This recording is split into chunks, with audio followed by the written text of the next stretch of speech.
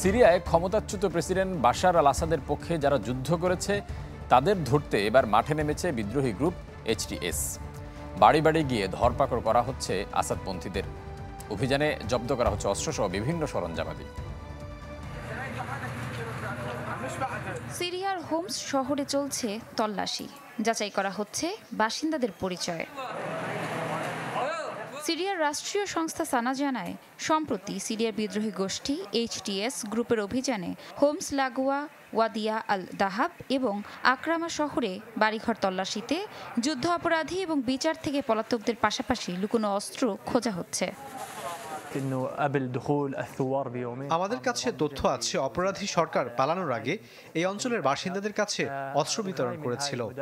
এই অভিযানের লক্ষ্য আসাদ বাহিনীর অপসারণ, অস্ত্র উদ্ধার এবং নিরাপত্তা বজায় রাখা।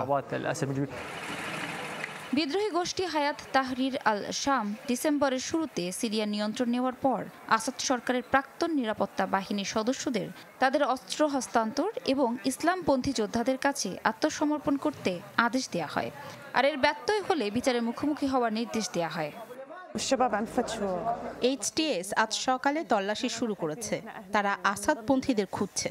যাদের কাছে অস্ত্র আছে তাদেরকে অস্ত্র হস্তান্তরের জন্য সময় বেঁধে দেওয়া হয়েছে।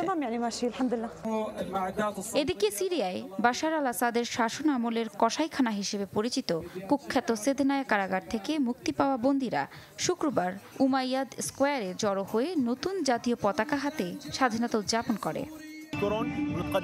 আমরা এবং কারাগারে নিহত প্রতিটি শহীদের পক্ষ থেকে এইচটিএসকে ধন্যবাদ জানাতে চাই। তারা আমাদের এই কসাইখানা থেকে মুক্ত করেছে।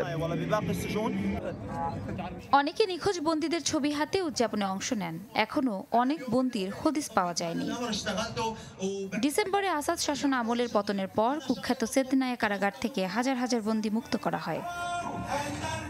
ইফশিতা জামান, চ্যানেল 24।